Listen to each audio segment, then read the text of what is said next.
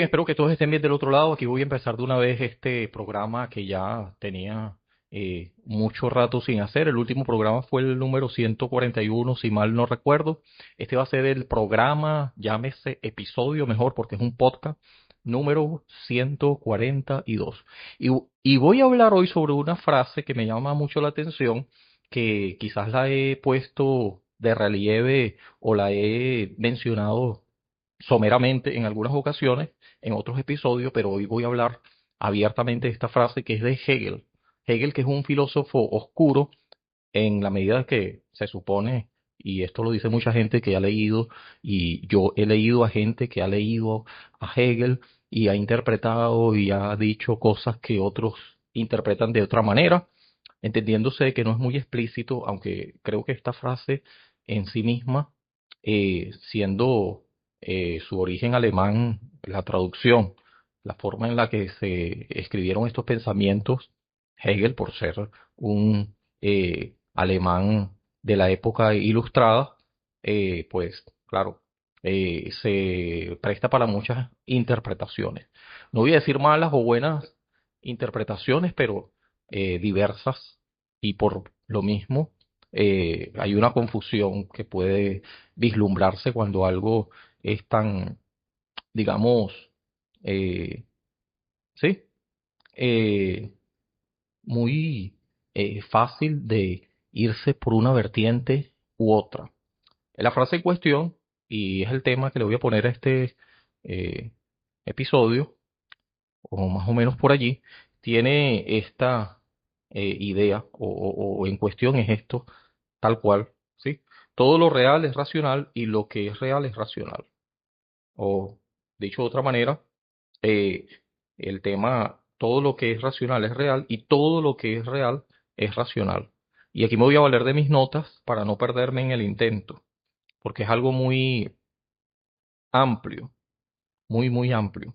Esta frase está tomada de la filosofía del derecho y tiene que ver con un escrito que él, el mismo Hegel, no es una, digamos, a posterior interpretación de una clase que dio, no, sino es directamente lo que él a puño y letra puso por escrito.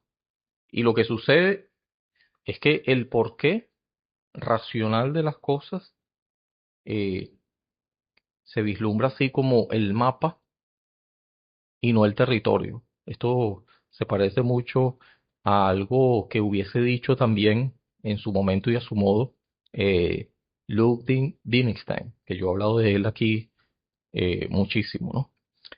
Suficiente no creo, porque voy a seguir hablando de todos estos personajes y de Wittgenstein también.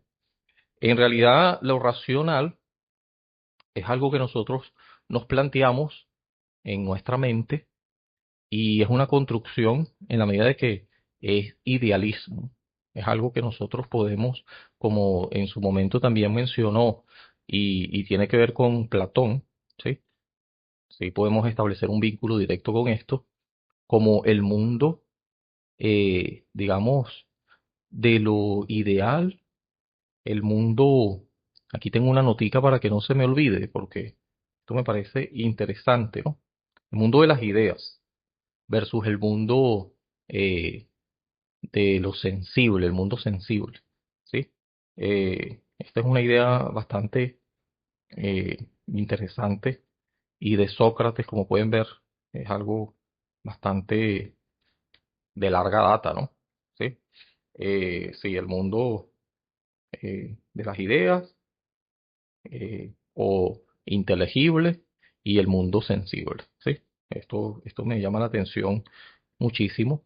Yo la otra vez hablé también de este personaje Schelling, que fue contemporáneo con Hegel y tenía ideas más o menos, eh, yo no diría parecidas, pero sí muy acuñadas a su época en la era de la razón, ¿sí?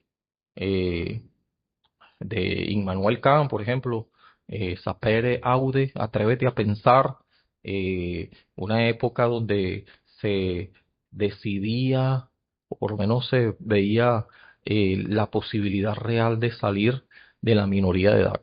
Atrévete a pensar. Sapere aude. Immanuel Kant. Entonces, vamos a hablar de todo esto un poco y esperemos que la vertiente, sobre todo, tenga que ver con la lengua, a lo que me dedico. Y la lengua es todo, así que esto va a ser suficientemente abarcador como para pensar en otras cosas que tienen que ver con el ideal, que precisamente la lengua es una estructura preconcebida que intenta conceptualizar, intenta dar nombre, intenta delimitar el mundo, siendo que es un objeto no digamos nouménico, que sería aquello que trasciende el lenguaje, se parece mucho, obviamente, y a lo mejor quienes nos escuchan ni siquiera tendrá idea, pero le voy a poner en contexto de lo que dijo en su momento también, mucho antes, por supuesto, Hegel, ¿no?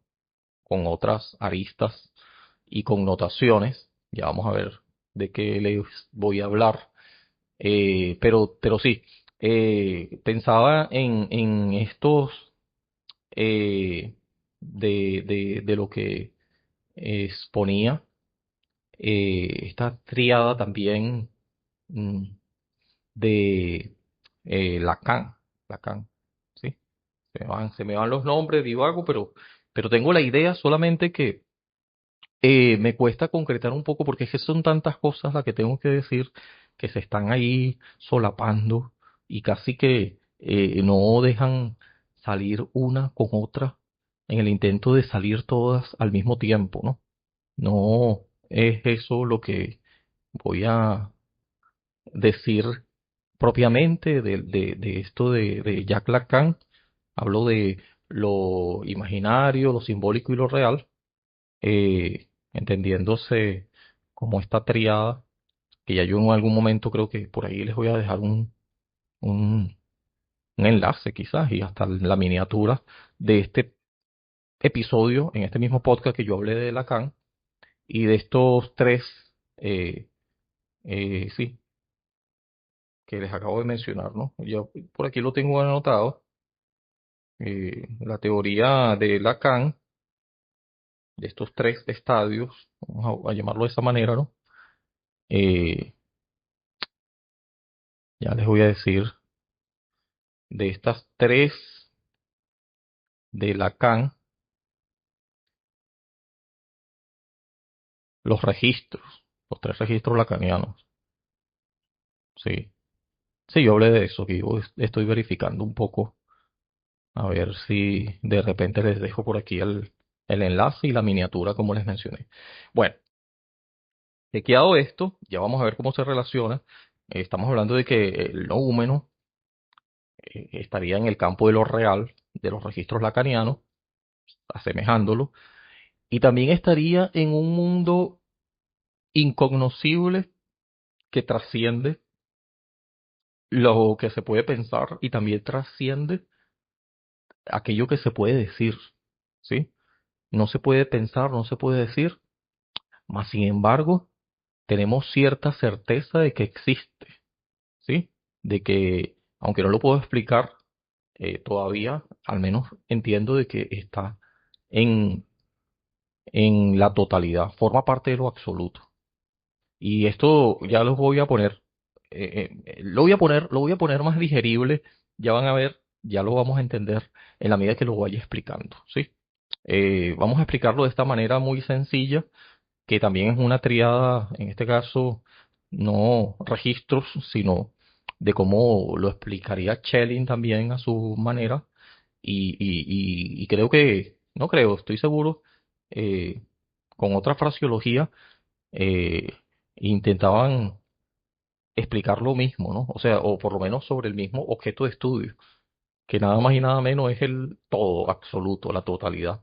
Ni siquiera se puede decir que es existencialismo. Esto es una corriente, sí, un contemporáneo que no lo llamó así, pero se le asume el padre del existencialismo, Soren Kierkegaard, aunque en épocas más recientes, este Kierkegaard sí era, no voy a decir contemporáneo, pero en algún momento vivieron en la misma época, o por lo menos se atravesaron o se consiguieron, no sé si físicamente, pero por lo menos en un momento histórico de Schelling, eh, bueno, Hegel y, y Soren Kierkegaard en cuanto al existencialismo, por ahí venía hablando de eso.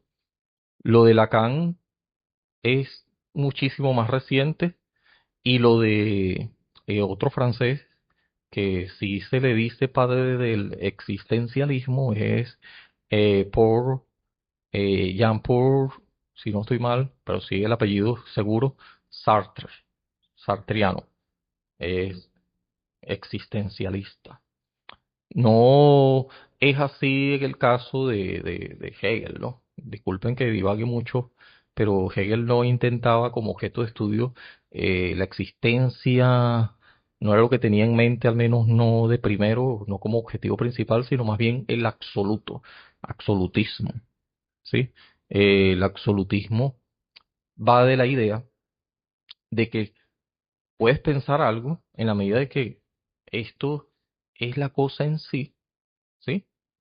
Lo que yo puedo tener en mi dominio, ¿sí? Mis ideas, sería la cosa en sí, la cosa para sí, la cosa para sí. La cosa en sí ya es algo que se escapa al entendimiento humano, más existe, ¿sí? Que sería esta especie no, vamos a llamarlo eh, dentro del campo de la fenomenología, ¿no? El fenómeno eh, es la cosa para sí. Y la cosa en sí sería, en lenguaje de, de Kant, lenguaje kantiano, sería la cosa eh, en sí, el noúmeno. ¿Sí? Sí. Eh, Divagando sobre esto, y aquí voy a apelar a mi nota para, en resumida, seguir diciendo, la cosa en, eh, la cosa sería, según yo la pienso, esto sería lo que no depende de mí, ¿sí? Lo que no depende de mí sería el noúmeno más bien, que existe en independencia de lo que yo crea o no, y si acaso creo que existe. Entonces, este es lo que no depende de mí, que trasciende el yo, que no tiene que ver con mi entendimiento.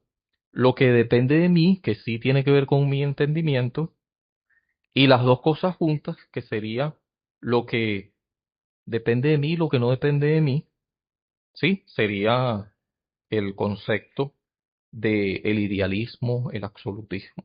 Lo, lo, lo que se pudiera denominar en la primera, la realidad simple, lo que depende de mí, lo que no depende de mí.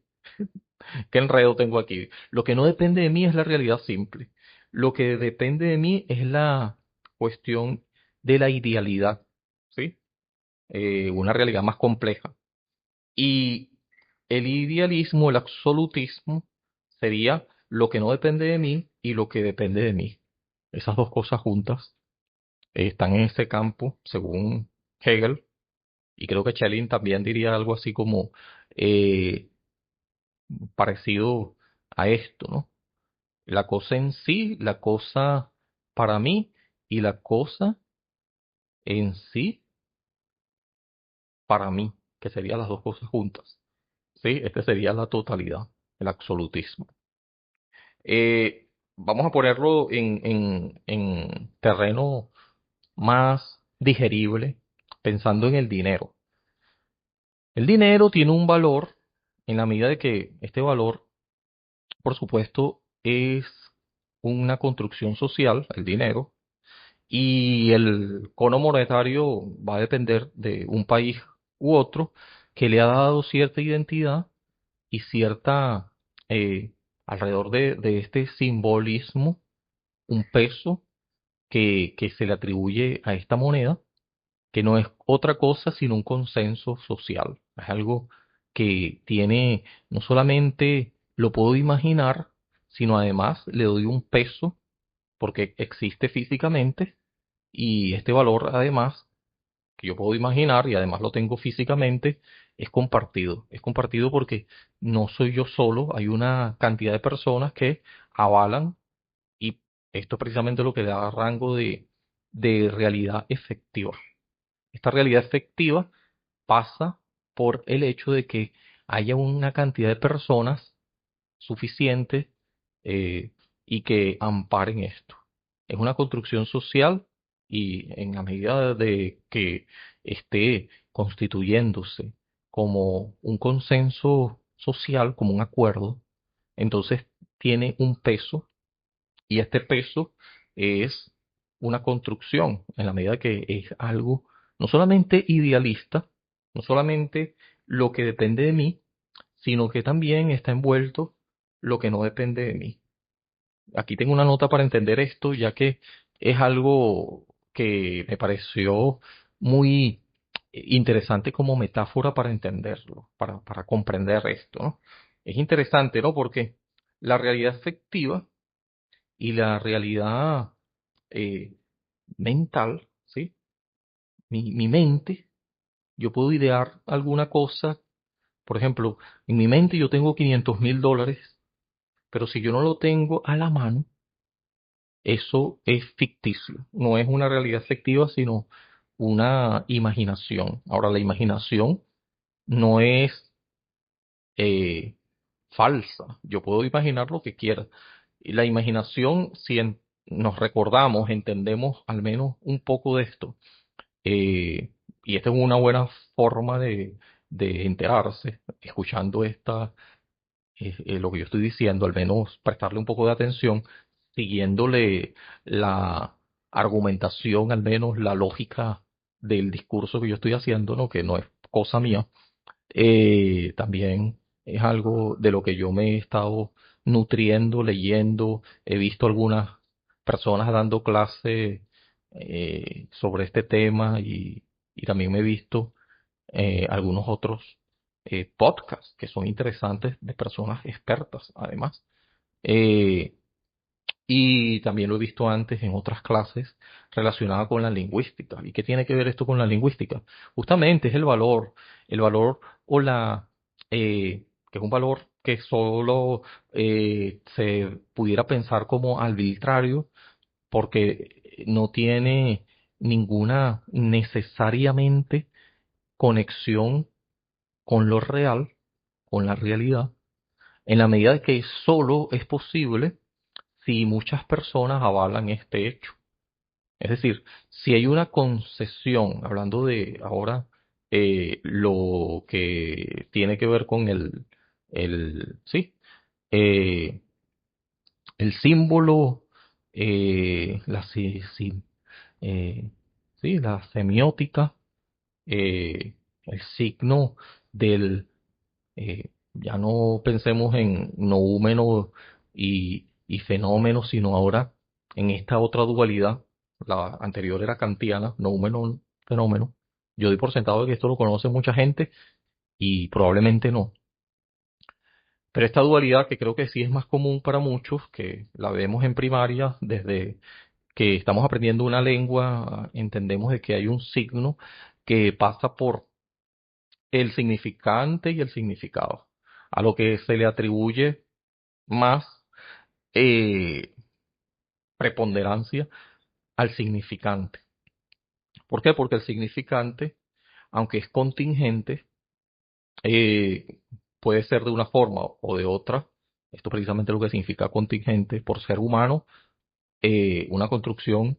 eh, eh, no voy a decir que goce de la concesión mayoritaria, pero sí hay al menos un grupo lingüístico suficiente, una comunidad lingüística que históricamente además lo ha sostenido en el tiempo y es algo que se puede mutar, que puede cambiar, no es inmutable.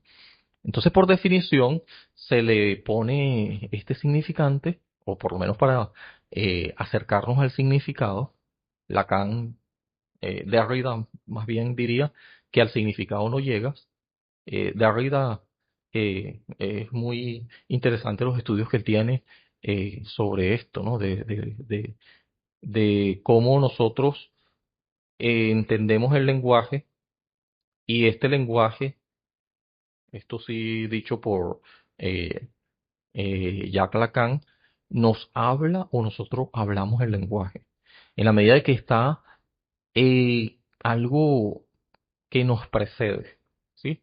Algo que ya estaba antes de nosotros siquiera existir. Si decimos que somos un Dasein arrojados al mundo, entonces cuando nos arrojan en un sitio, si entendemos esta fraseología alemana también de, de este, Martin Heidegger, bueno, nada, cuando nos lanzan al mundo, desde bebés, desde infantes, desde que nacemos dentro de una comunidad lingüística eh, muy particular.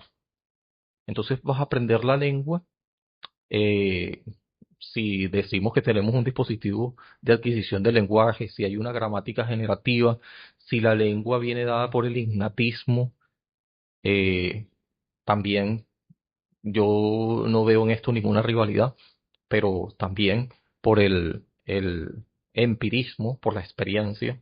Precisamente de esto nos hablaría a su manera en otro tiempo eh, Lev Vygotsky cuando hablaba de la zona de desarrollo próximo, de quién aprendes el lenguaje, de las personas adultas que te rodean, llámese gran A, eh, es el que nos está eh, contagiando el lenguaje. Nosotros también tenemos cierta predisposición de aprenderlo, pero el lenguaje existe, nos precede, donde somos arrojados en esta comunidad lingüística y el lenguaje que esté operando y que ya tiene tiempo haciéndolo así, históricamente, se ha acumulado esta corriente lingüística a la que somos arrojados, nosotros absorbemos el lenguaje. Este lenguaje nos precede por eso, porque viene no antes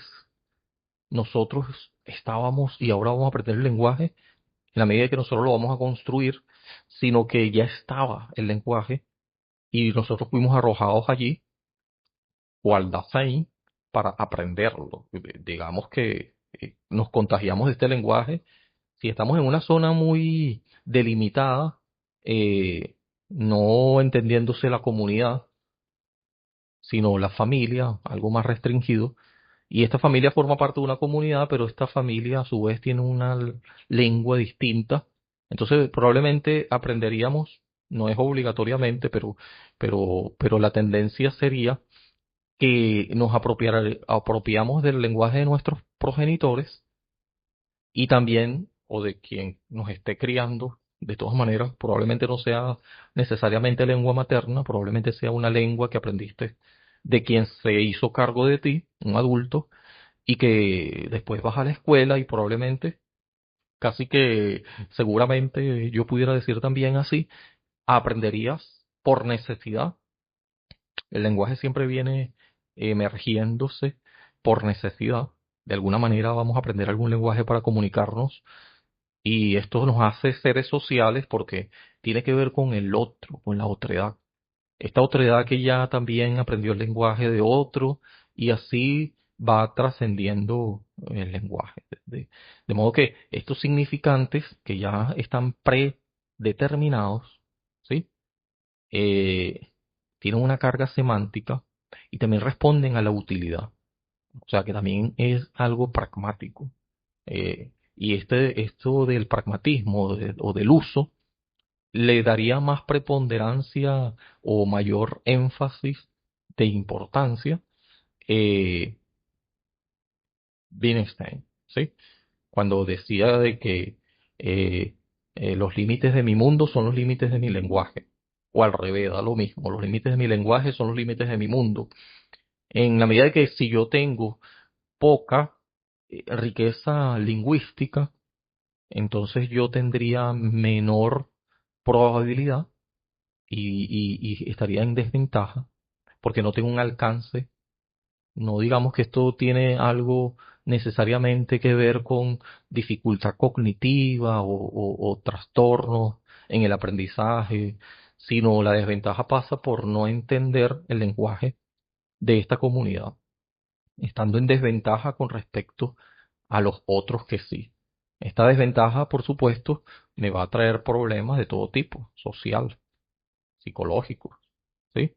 Y precisamente por ser una necesidad tan, eh, digamos, imperativa, yo voy a aprender el lenguaje eventualmente, sumergido y por necesidad, ¿sí? Sumergido en esta comunidad, entonces yo voy a aprenderlo. Bueno, si quiero, ¿no? Si me pongo en eso, pero una necesidad siempre impulsa al aprendizaje. Nuestro cerebro nos ayuda básicamente, yo diría que más que eso, ¿no? Pero sobre todo a sobrevivir, a vivir y a sobrevivir y después a mantener en lo posible una calidad de vida aceptable, pasando por primero existir. Así que eso de pienso, luego existo, yo diría que esa combinación, esa dualidad cartesiana, eh, es muy cuestionable. Tiene muchos detractores y esto es algo que lo podemos discutir en otro lugar. Pero bueno, para no divagar tanto, que ya lo he hecho demasiado, pasas por esta realidad efectiva y solo será el caso si lo que tienes en la mente también lo tienes a la mano y si también está dentro de un consenso. Si otras personas también tienen la misma, digamos, ven de la misma forma o por lo menos lo ven tan importante en una comunidad. Por eso es que la sociolingüística es importante porque la lengua tiene que ver con el uso que se le da en cierta comunidad, ¿sí? Ahora hablemos un poquito sobre el gancho, la trampa de Hegel. Empecemos con esto. Cuando Hegel soltó esta frase, la que ya les mencioné y es el título o el tema principal de este programa, de este episodio, eh, lo hizo en el marco del derecho, ¿sí? Nos vendió un mapa, una idea. Él nos dijo que el mundo tiene un orden lógico. Y este orden lógico, lo que sucede es que tiene un porqué racional. En esa medida, precisamente, es una cuestión lógica lo que ocurre en el mundo y su construcción. Pero, ¿y si ese mapa no es el territorio? Sencillamente es una forma de ver el mundo, pero no es el mundo en sí. ¿Sí? Sí me explico, ¿no? Ya lo había dicho. La cosa en sí es una cuestión que, por un lado, existe, o tengo la pretensión de que existe, pero yo tengo unas ideas que es la cosa para mí, ¿sí? Y esto precisamente tiene que ver con lo que ya les había mencionado, lo que no depende de mí y lo que depende de mí, ¿sí? Lo que depende de mí es la cosa para sí o para mí. La cosa en sí ya no depende de mí. Ahora, esto que no depende de mí es el término lingüístico que ya les había anticipado, tiene que ver con el noúmeno kantiano. Es lo que es, pero que todavía no ha sido nombrado ni ha sido procesado por la razón. O sea, el hecho de que yo no sepa procesar algo con la razón y de que nadie jamás lo hiciera históricamente y no tiene una actualidad tampoco, bueno, nos quiere decir de que no llegue a existir en el futuro. La realidad efectiva precisamente va de eso. El problema de Hegel es que es la realidad simple o pobre, ¿sí? Solo existencia bruta, sin significado. Es un significante sin concepto, ¿sí? Ya vamos a ver por qué. La realidad efectiva, como ya les mencioné, es lo que depende de mí. La actualización que se da en las cosas del mundo tiene que ver con eso. Aquí es donde Schelling y Hegel, como ya les mencioné un poco, se ponen en unos conceptos interesantes, ¿sí? que es este de Wirklichkeit, del alemán wirken, actuar u obrar, es la realidad que ha sido mediada por el pensamiento. Es la realidad que yo puedo construir al darle un nombre, un orden y un propósito. Entonces, cuando yo le doy un nombre a las cosas, al fenómeno, a un animal, ¿sí?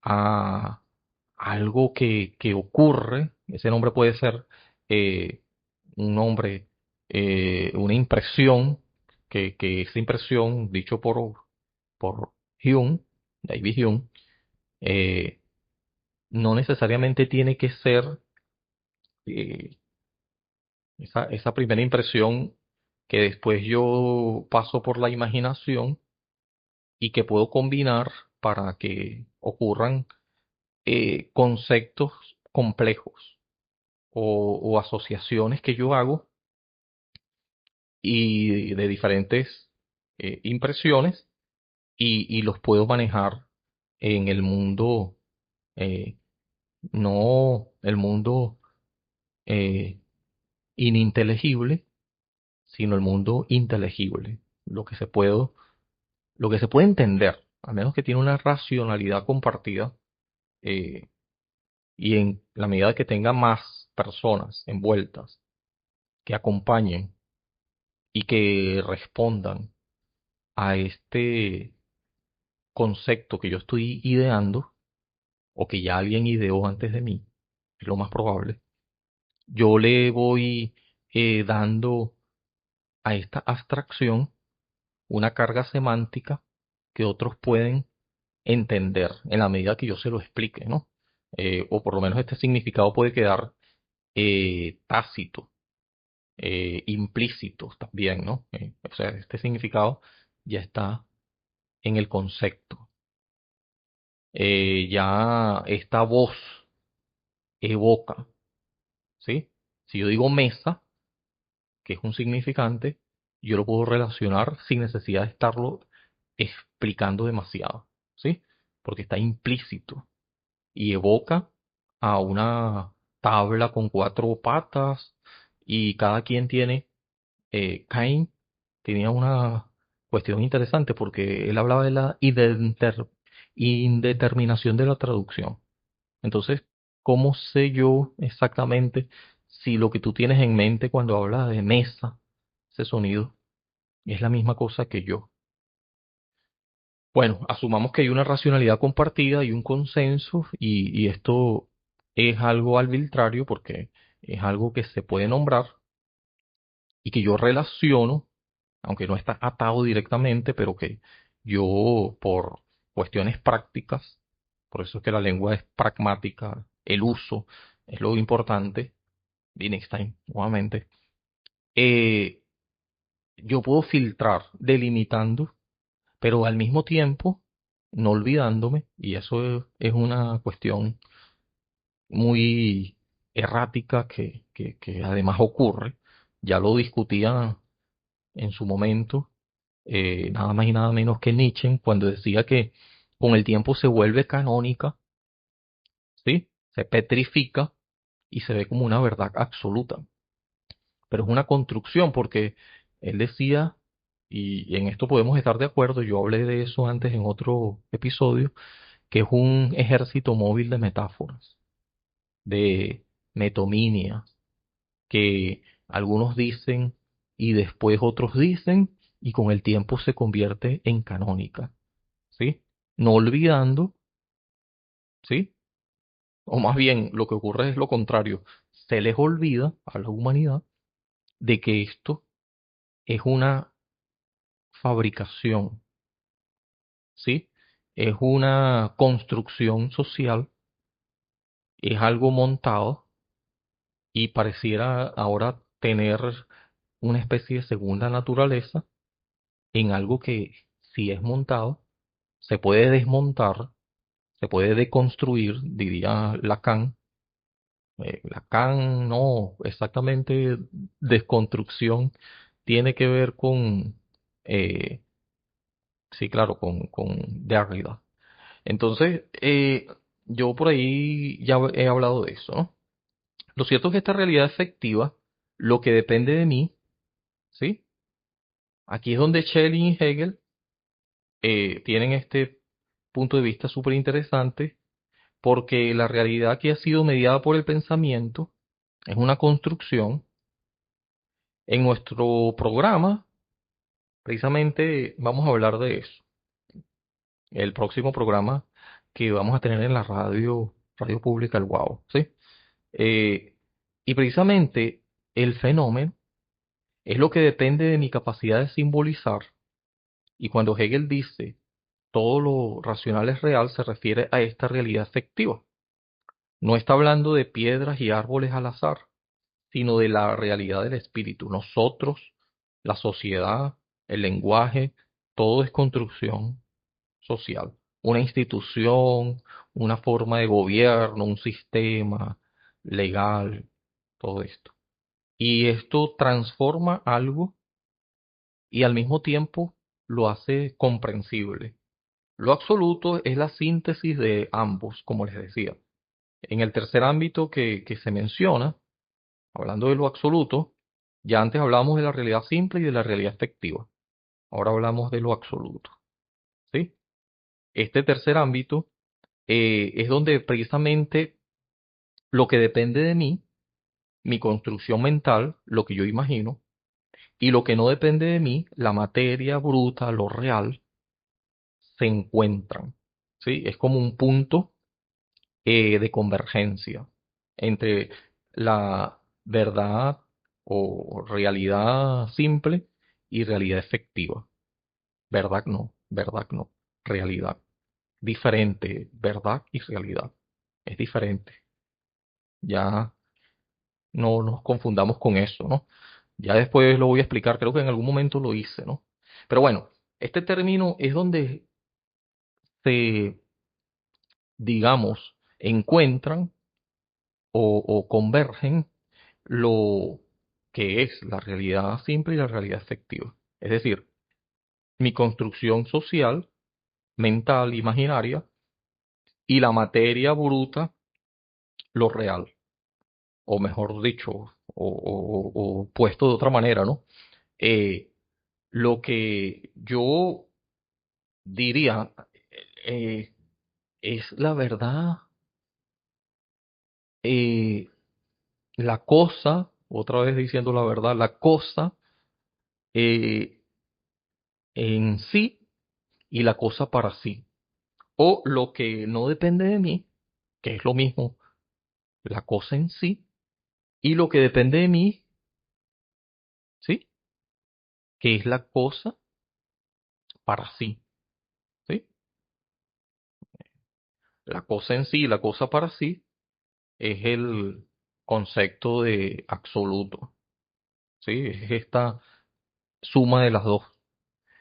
Schelling eh, diría que esto se alcanza por intuición intelectual, ¿sí? Cuando trazamos la cosa en sí, la cosa para sí, y este punto de convergencia del absoluto es algo que por intuición intelectual podemos alcanzar. Para Hegel, esta dialéctica es un choque, es una construcción social o es una verdad absoluta. El choque precisamente tiene que ver con que el lenguaje, la realidad efectiva, lo racional, depende de mí, del sujeto.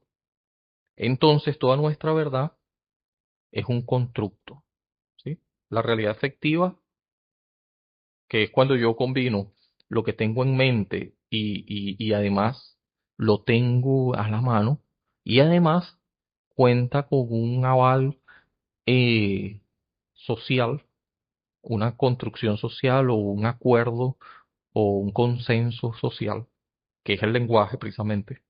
Entonces uno le da cierta identidad, prestigio, relevancia, carga semántica a un concepto que al principio era abstracto y que sigue siéndolo, pero tiene una carga semántica eh, en la medida de que tenga un acompañamiento de mucha gente que lo avale.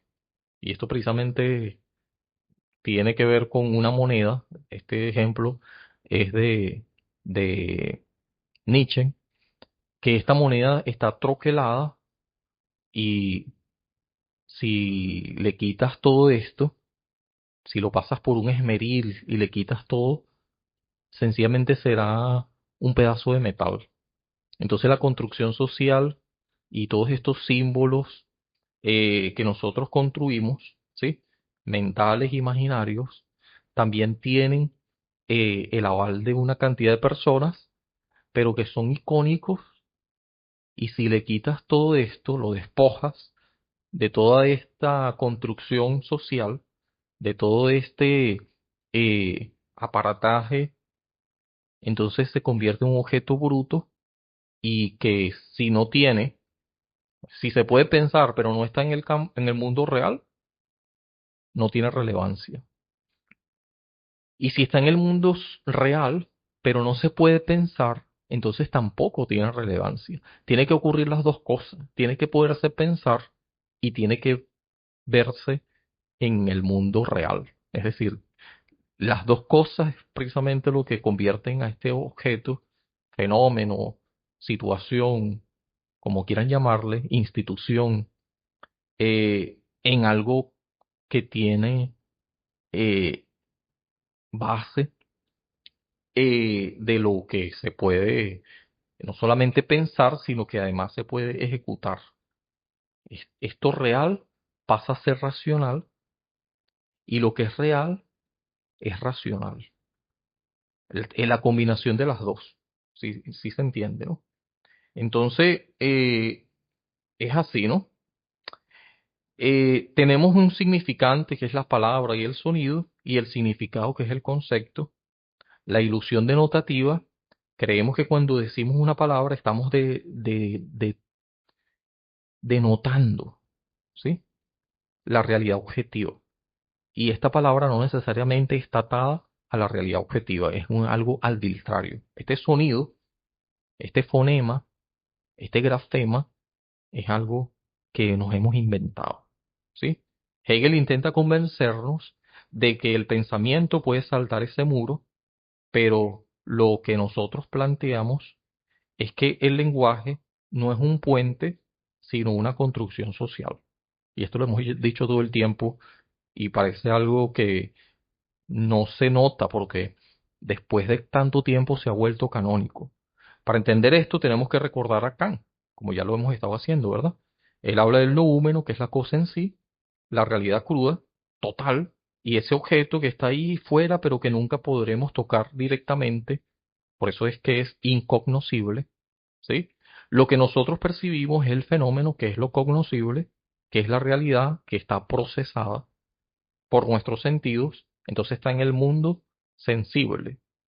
Si pensamos en eh, Platón, ¿no? El mundo sensible. Y sobre todo está dado por el lenguaje, por el registro lacaniano, simbólico, imaginario. Y si pensamos en David Hume, tendríamos que apelar a lo imaginario y a las impresiones, ¿sí?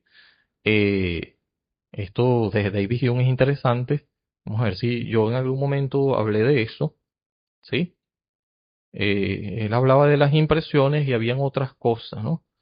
Eh, las impresiones y también las ideas,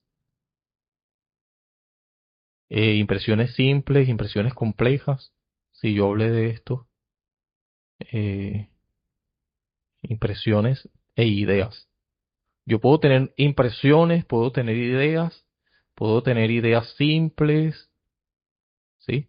Y las impresiones son las percepciones vividas, y esto tiene que ver justamente con lo sensible, con lo que es el empirismo, la experiencia, que pasa directamente por lo que yo puedo apreciar vía sentidos, dolor, color, eh, y estas copias pueden palidecer, pueden ser sensibles, pero en la medida que van ocurriendo vez tras vez, se convierten en algo que pasa a el intelecto, es decir, que se procesa y que a mayor intensidad estas impresiones previas se pueden establecer eh, como ideas más profundas, ¿no?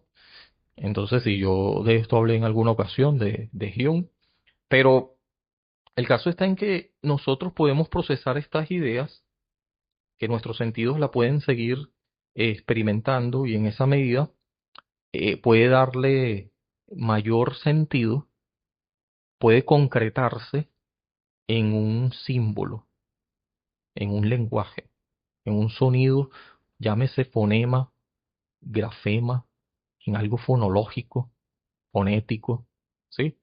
Y Hegel intenta convencernos de que el pensamiento puede saltar ese muro, como les decía, pero nosotros vamos a plantear lo siguiente. La verdad connotativa, como decía Nietzsche, lo que tenemos en realidad es un ejército móvil de metáforas. Cada palabra arrastra una carga social histórica, una construcción que no tiene nada que ver con lo objetivo, con lo real, necesariamente, ¿sí? Y Derrida nos diría, una advertencia, que el significante es arbitrario y es estructural, nunca llegas al significado total, ¿sí?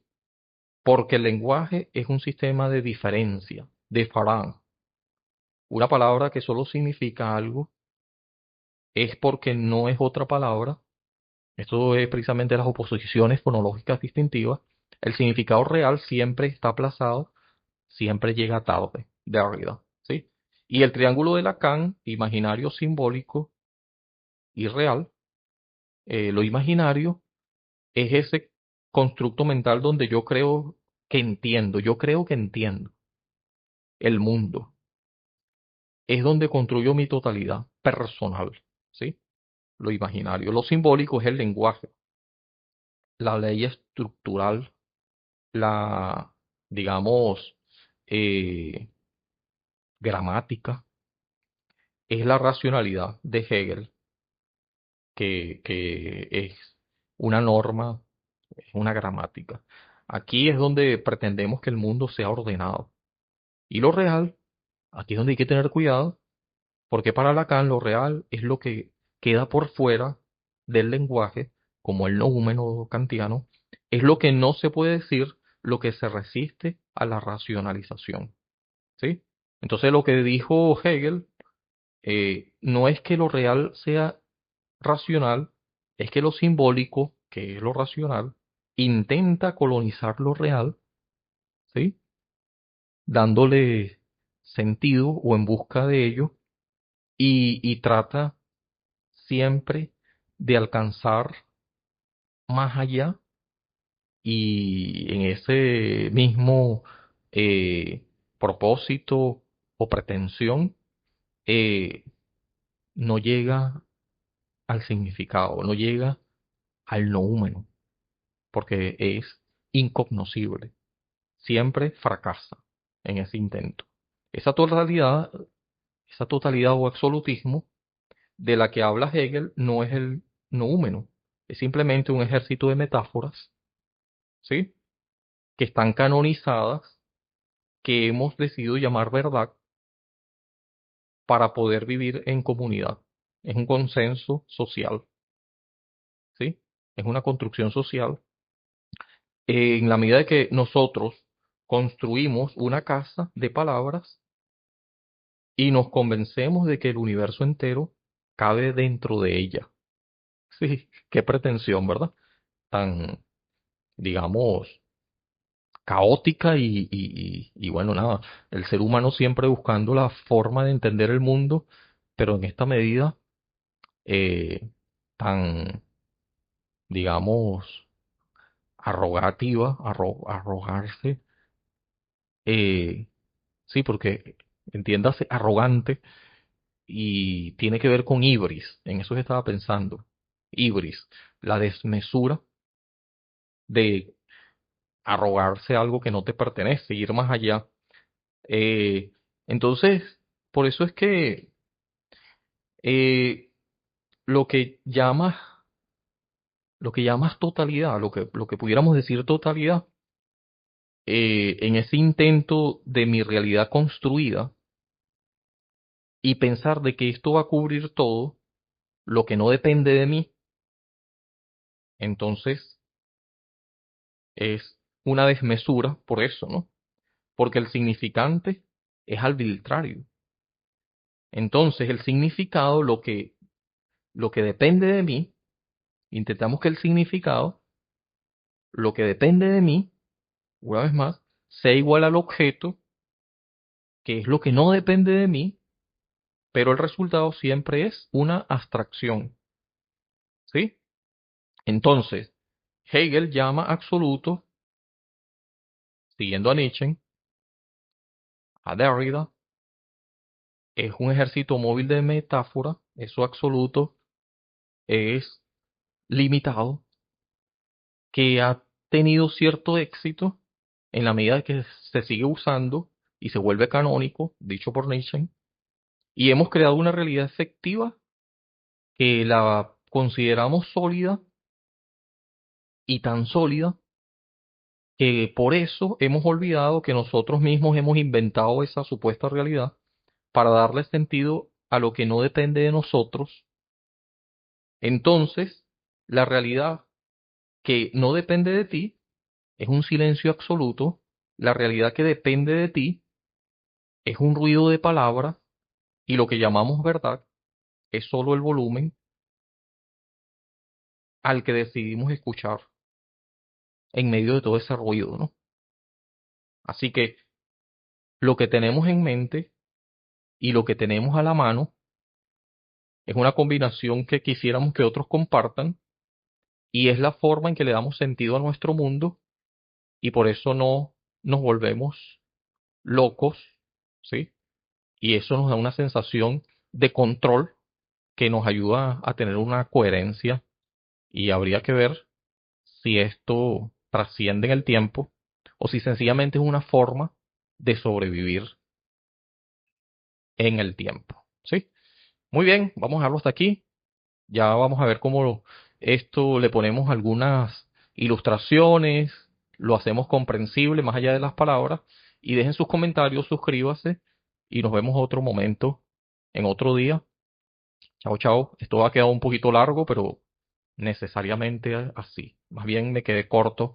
Hay muchas cosas que pude haber dicho de otra manera y quizás haya, siempre esperemos que sea el caso, oportunidad de abordarlo en otro episodio bajo otra, eh, sí, otra forma, ¿no? Bajo otra vertiente, ¿sí? Entonces, los dejo hasta aquí. Chao, chao.